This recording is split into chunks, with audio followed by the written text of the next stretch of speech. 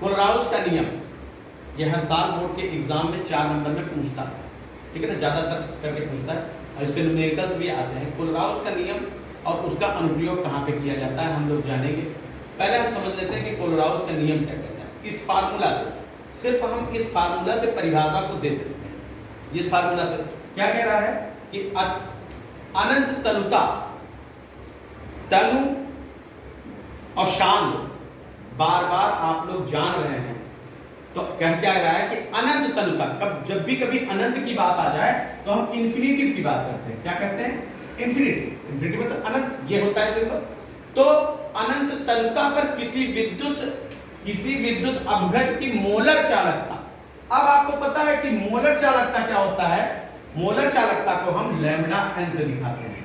इससे दिखाते हैं लैम्डा एम, चाहे इस तरीके से आप बना लीजिए लैम्डा एम। उसके विलयन में, अब मानिए विद्युत अपघट को भी आपको पता है कि विद्युत अपघट क्या होता है। विद्युत अपघट क्या होता है ये आपको पता है कि क्या पता है कि ऐसा पदार्थ जिनके जली विलयन में धारा का प्रवाह हो सके, उसमें धारा का प्रवाह हो सके, वह क्या कहलाता है? विद्युत अपघट कहलाता है।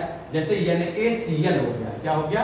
NaCl, तो ये टूटा है Na+ और Cl माइनस में। तो देखिए क्या कह रहा है कि अनंत तनुता पर विद्युत अपघट की मोलक चालकता विलयन में उपस्थित धन आयनों तथा ऋण आयनों के मोलक चालकताओं के योग के बराबर होता है। उसी हिसाब से अनंत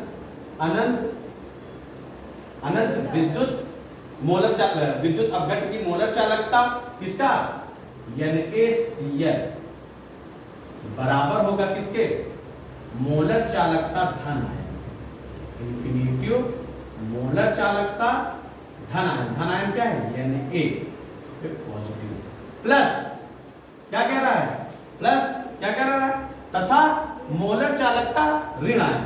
मोलर चालकता ऋण आयन मतलब lambda M infinitive Cl minus. वही चीज कह रहा है कि देखिए lambda M infinitive lambda M NaCl is equal to है क्या? Infinitive M, infinitive lambda M Na+ और प्लस क्या कह रहा है? Infinitive lambda M Cl minus. कह रहा है मोलर चालकता धन आयन और मोलर चालकता ऋण आयन के योग के बराबर है। यही क्या है? कोलराउस का नियम। समझ में आया? और इसका अनुप्रयोग कहां पे किया जाता है? वियोजन की कोटि ज्ञात करने में। अब वियोजन की कोटि क्या होती है? वियोजन की कोटि कह रहा है क्या होती है? वो कह रहा है कि लैम्डा एम कंसंट्रेशन और तनुता कि ये क्या है? क्या रेशियो है?